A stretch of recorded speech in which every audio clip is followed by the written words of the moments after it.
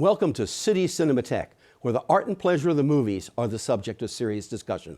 I'm your host, Jerry Carlson, and I teach film studies at the City College of the City University of New York.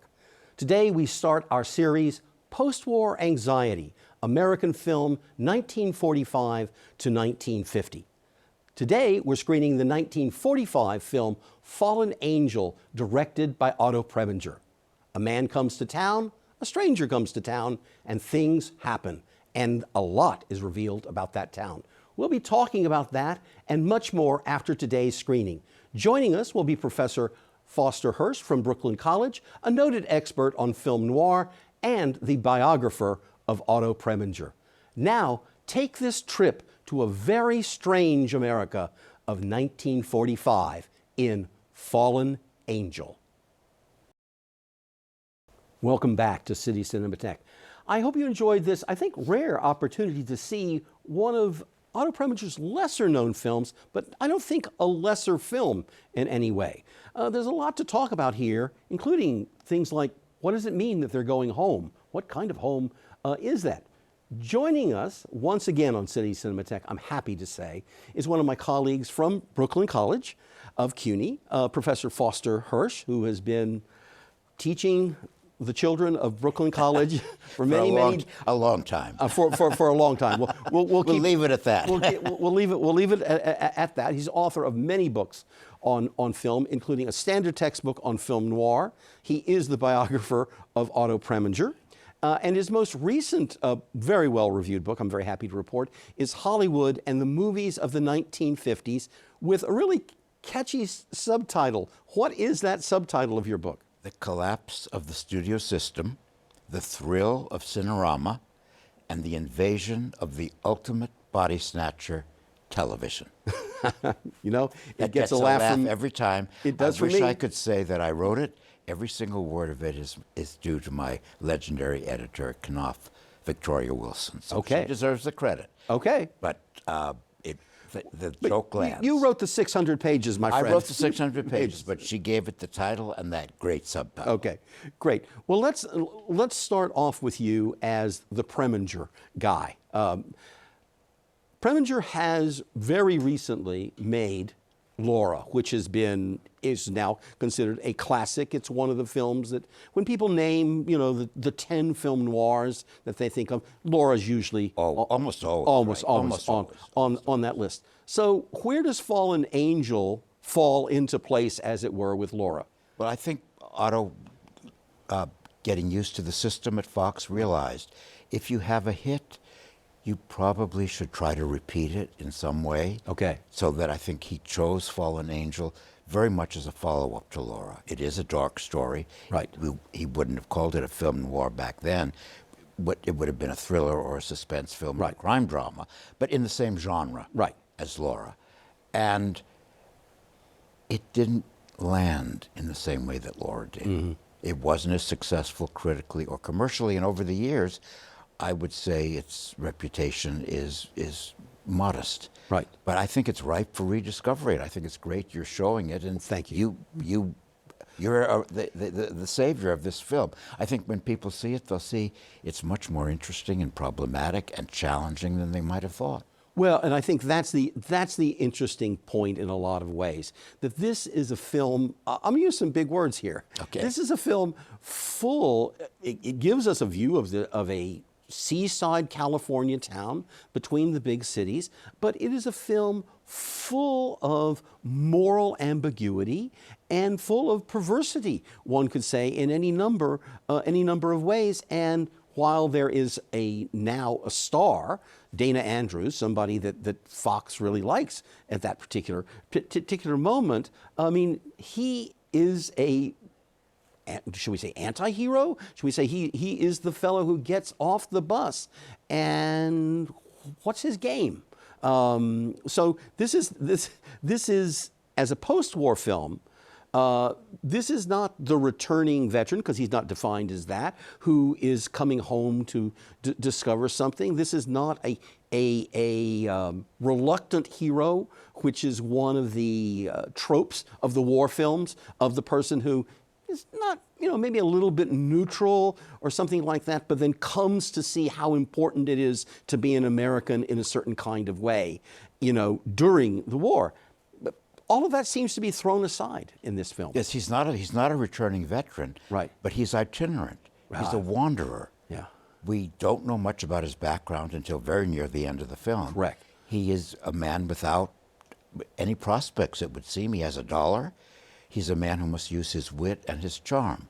And since it's played by Dana Andrews, who, after all, was and looks like a movie star, Yeah, absolutely. that charm is an important part of the characterization. We have to believe that he would be able to quickly insinuate himself into the good graces of two women, two very different kind of women. Absolutely. He's clever. He's very shrewd. But as you said, isn't he morally ambiguous? We don't quite know what he's up to, but he does seem a little shifty. He's playing games. He certainly seems to be willing to use his charm for what? To get the woman that he wants. He's willing to sacrifice one woman to get another, to take her money. He's a potential criminal. Absolutely. After all, he's very much on the edge. He's an anti-hero, not that common a character type at that time. Right, exactly. That's the post-war designation, the anti-hero.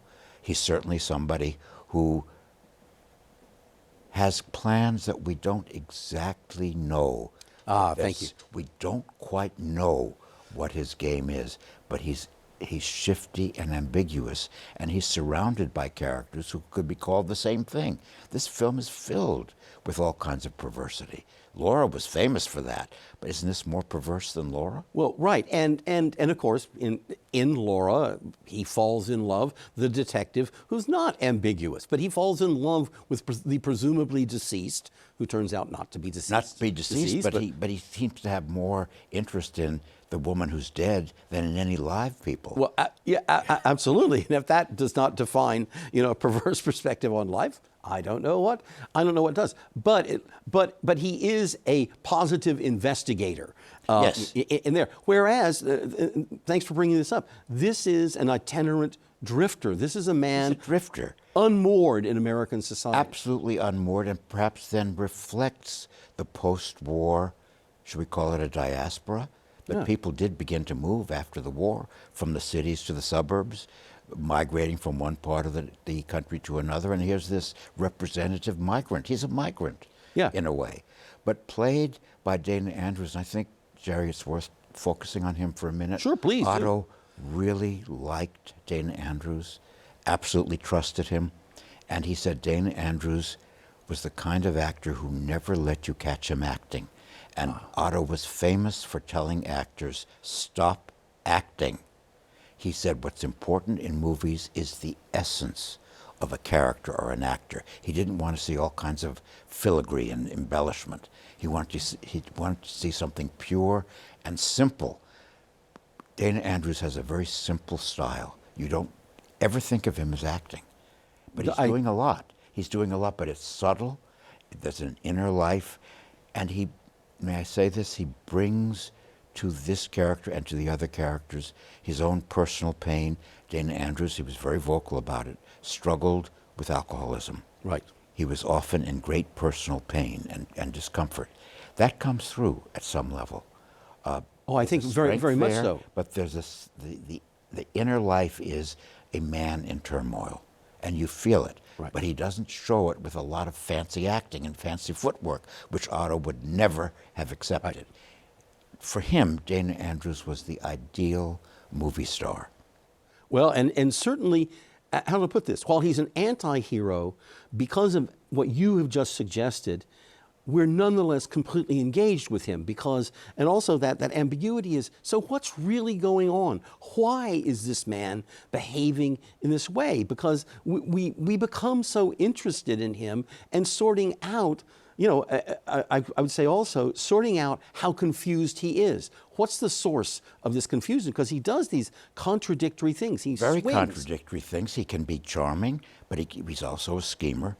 But nonetheless, and I think Preminger counted on this, we like him, or we're willing to like him, Because it's Dana Andrews. Right. There's something likable about Dana Andrews. Otto was enormously fond of him personally. Right. And everybody who worked with Dana Andrews liked him. Right, right. He was a popular guy. And that's important. He doesn't radiate negativity even though the character is negative. Yeah. There's a residual trust that you have in him as a viewer, and you're drawn to him. You have to believe the women can be drawn to him, and I think you do believe that. Well, and I think that sets us up for the fact that I think most people associate this kind of anti-hero with two things: with a later cinema in the United States, the cinema of the Hollywood Renaissance of the 1970s, or with a little bit antecedent to that, with the kinds of characters portrayed, for example, by Marcello Mastroianni, in the Italian cinema. So this is a role that anticipates that kind of terribly interesting, but interesting because of his interiority. Yes. That kind of interesting anti-hero that we much more associate with art cinema than we do necessarily with a product that's coming out of 20th Century Fox. He's a character with an inner life. Yeah. And Dana Andrews carries that with him all the time. Right. Based, as I said, in his own personal agonies. Right. It comes through on the screen. Right. It comes through. And we want to talk about the women, too, because I was about to say, equally I think complex and fascinating. Well, yeah. No, I say because, the plot device of a man torn between, in a certain sense, between two women, he has different motives towards them. That's a very, common plot device in many melodramas or in, just in comedies.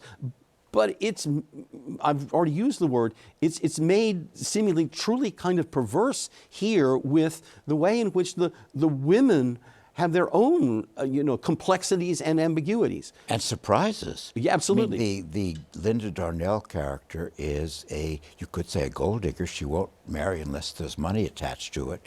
But yet it's Linda Darnell, and one likes her. Yes. Because she was a movie star and a likable one. Right. And there was something very ingratiating about her. Of course, she was beautiful and right. Totally convincing as a femme fatale. Right. Every guy in the film looks at her and is crazy about her. From the owner of the diner is crazy about her, to the Las Vegas salesman, to the detective cop, right. to our Dana Andrews character. You have to believe that, but she's sort of scheming too. There's a hard edge to her, and after all, she's killed. Well, she's a woman who's always traveling, and she has a background. Absolutely. She's a complicated character. She's a femme fatale, but you sort of like her. Well, and also, like any number of femme fatales, she has agency. I mean, she says, "No, I actually control." Yes. She's aware of her sexual allure and the power that it gives her. Absolutely correct. And she, when she needs to draw the line, she draws the line. She's in control. She's in charge. Except she loses her life, but she's in control up to that point. Right. So, and the two women also set up, but then complicate, a very common binary in, not only in American film, but in American literature, and that's the dark-haired girl and the blonde girl. And the blonde girl. And the blonde one is equally complex, or even more complex than the femme fatale. She's a spinster. She's repressed. She has an interfering older sister who seems to have some kind of incestuous attachment to her, and she seems to be purely an emotional masochist. Right. She stays with this guy who treats her pretty shabbily. Correct. Until the end. Yeah. But we're supposed to believe that she sees what's beneath the shabby treatment. I can be frank here, can't I? Yes, you may. Alice Faye is just not a good enough actress to bring off a part that's so complex and requires a complex inner life. Think of that character as being played by a great actress like Julie Harris. It would be riveting. Absolutely. But with Alice Faye, there's a woodenness and a stiffness, and Otto wasn't happy with her, and she was very unhappy when she saw the film, the completed film, claiming that her best scenes were taken out. She left the studio, and in a sense, her career was over. Right. She just had a few small parts 16, 17 years later. But I don't think she has the presence, the inner life, or the intelligence or elegance that this part needed. There's a common touch to Alice Faye. Right. And she's miscast. I can see why she was unhappy Well, and why she never went back to movies, basically. And also, as I've done my reading also on the production, that Zanuck understood how magnetic Linda Darnell was and how she could become the center of the film, and this way in which the men have this attraction to her would become one of the drivers of the film. But there's a problem, because Alice Faye was the resident Fox star. Indeed. And this was her first really dramatic role. She's not singing. And nobody thought she'd accept the part, but she did. And I think the part failed her and she failed it. If the film has fallen below the radar, part of it may be that this central part isn't as well played as it should be, or as well thought through. Her motivations are very hard to read for me. How about you? Do you buy her sticking with him despite his treatment of her? I read it in a very simple way, not a complex way. I mean, I can take it to where it could be complex. That she needs an escape. And she's, from that sister. Yeah, exactly. Oh, well, very much so. But I'm going to also say of that town, because there is the implication of this is the town that there's the sparkling good small American town, presumably as regulated by her sister, and then there's Pop's Diner, in which you've got the sassy waitress, who exudes very sassy. Make him pay for his coffee. He drank it. Yeah. Don't give it to him for free. Yeah. Make him pay for it. It's only a nickel, but make him pay for it. Yeah, you bet. And in which the famously talked about male gaze is focused on her, but it's a deadly gaze, and we're in a film in which she shows up, does Stella, and everything, and Preminger is great in his shot selection in this. We see all of them not being able to take their eyes off of her. When she makes her entrance in the diner after having been gone, missing for 3 days, it's a great star entrance. It's fabulous. Yeah. And Preminger places her at the center of, what is it, a triple male gaze? How many men are in that diner at that point? Oh, well, we've got Pop is there, the policeman is there, and our Dana Andrews character, and the Bruce Cabot character. Absolutely, yes. You got four. You got four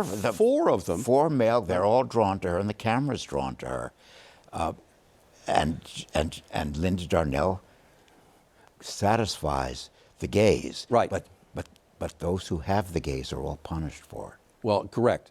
But this is also, a film in which, how shall I put it? The desire, as portrayed by the large propaganda machine, which is all part of waging a war, okay, is that we're all waiting to go home. Because that's what we're fighting for. We're fighting for this. And the best years of our lives. Exactly. Yes. Correct. And so, but then all of a sudden we begin to have films like this in which we're seeing that, well, wait a minute, what kind of town really is this?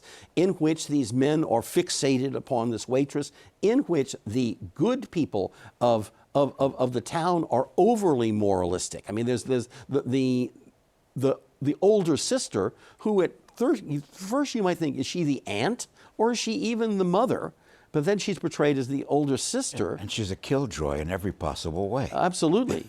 Yeah. So it's played by the frostbitten Anne Revere. Yeah. Oh, forever frostbitten. Yeah. Scary. Oh yeah, absolutely. I don't want to be on that blind date. Yet, if she is the force for good morality in this town, that's a problem. Well, that's exactly right. I think that's precisely the point, Foster, is that this seems to be, and that's why I think that last line, "we'll go home," is itself a perverse line, because you're saying, I've not seen, is that the overly restrictive world of your sister? or is it The a world? hotel life that they've gone one shabby hotel to another, is Yeah. that home? Yeah. What kind of home are they going back to? Right. Yeah. Yeah. Yeah. Very. Very. It's a false happy ending. It's a tricky happy ending. It's a tricky film. Well, from yes, beginning to end. Yeah, part of the the hero's journey, as it were, of our character is that then he turns out to be the person who solves the crime in the last 10 minutes of the film. And there's a way in which the weight of that, the decisions he's previously made, or which has been fascinating for us to watch, you can't wash all of that away. No. But in the last 10 minutes, he becomes the investigative hero. Correct. He's clever. He solves the crime. Can we believe that it's the cop detective who did it? We've seen him talk about perversity. Okay. Isn't he a sadist? Correct. What his interrogation techniques in the next room. Right. When he clobbers the poor guy who he knows is innocent. Right. So that's already the first indication that he may be the guilty party. But that's a very dark character for a 1945 film. And again, it's also this part of, during a wartime situation, you're going to portray a world in which the institutions that you're defending all function very well. An idealized notion of this. Whereas this is, here's a small town. They're not necessarily so adept at something like a murder investigation. So they, upon his word, rely upon an expert from New York, a highly respected, detective. And then the first thing you see is, correct, he's a sadist. This is not Sherlock Holmes really only using rational scientific methods. This is somebody beating a confession out of someone. And he's also as caught in the attractions of Stella as the other fellows. Yeah. He's trapped by his sexual desire too. And I think, particularly if you watch the film a second time, and that you know the resolution, so you can be looking for the setups, you can be looking for all of this, you'll see that Preminger makes that very clear in ways, how shall I put it, from the appropriate and subtle to the obvious. That is, when he's in the frame, you can watch what he's watching. Yes, but he gives a hint from the very beginning that the cop detective, the Charles Bickford character, is unsavory. Right. But you wouldn't know that watching the first film, but he's in the same shot as the other characters. That's correct. And we can't not talk about Preminger's wonderful camera movement. Oh, please do. Please do. And mise en scène. The flowing camera work and the placement of the characters in the frame. He likes long takes and long shots. Mm-hmm. So he has characters who have something to say to each other. They're in the same frame. And then he has people watching. And you have to see the arrangement of all the characters in that charged space in Pop Steiner. But the camera work, the camera angle, Joseph LaShelle, who had photographed and won an Oscar for Laura, is the cameraman here. Beautiful chiaroscuro, great high-angle shots, wonderful atmospheric, almost German expressionist lighting. Well, absolutely. There's darkness in Pop Steiner with the window blinds slanted almost like prison bars. Yeah. So there's a sense of imprisonment in that iconic. It is an iconic space in a way, Pop Steiner. Yeah. No. Well, the diner has this iconic space in, one thing of Siad Max, The Killers, begins in a diner. Ulmer's Detour all takes place as a flashback. This is right up there with the great noir diners. Yeah. Pop Steiner, played by Percy Kilbride, who then went on to play Pa Kettle. Yeah. and which shows you a great deal about professionalism in Hollywood careers. You go where the work is and you do a good job, whether it's Pa Kettle. He's terrific in this film. Oh, yeah, absolutely. He's an obsessed character, too. Oh, very much so. He has a thing for Stella, too, of course. And it's sort of gallant at the end when he turns against the cop for being the killer. No, absolutely the case. And the other thing about this is this age range. That is, Stella is an object of erotic obsession for these men of different age groups. So there's a way in which the cop is not the retired grandfather policeman, which would be, the kind of guy you would meet at Leave It to Beaver many years later. He is a man of a certain age who is erotically obsessed with a young woman. And so is Pop. Absolutely. And he's even older than the cop. That's what I'm saying, buddy. Yeah. Yes. Yeah. No, that's very much the case. And I like what you were just talking about the framing and the camera work, because of this whole notion of charged space. So that we have any number of scenes in which something that could be benign, the way it's lit, as well as the way that Preminger will stage it, with people looking in certain kinds of ways, the spaces become uncanny. They become very uncomfortable spaces. But a diner's supposed to be comfortable. But it's the same space. Preminger would be horrified by today's use of cutting. Of course, yeah. There's a cut for every half a second in a movie. Right. Preminger didn't want to cut, so he wanted to place all the principal actors in the same frame at the same time. Indeed. And the point is made through mise en scène and continuity, and not through editing. That great camera work, and we haven't talked about this, the character played by John Carradine, the charlatan, you know what we're going to do? We're going to have people think about John Carradine and his appearance in this, because we've run out of time. Oh, okay. Okay. You know, but we leave a dangling question for our... But just think of the camera work in the scene when they've all come to hear the spiritualist, and the camera pans the crowd, and all the principal actors are in that shot without any editing. Okay. Thank you. With great said. If you'd like to know more about City Cinematheque, visit our website, www.tv.cuny.edu. There you're going to find lots of information about what we do here on City Cinematheque, and more generally at CUNY TV. Foster, always a pleasure to have you here, bringing a wealth of knowledge. Look forward to the next discussion. Thanks. Thank you. And thank you for joining us here today, and I hope you return and join us again as we continue our strolls through the archives of film history. Bye for now.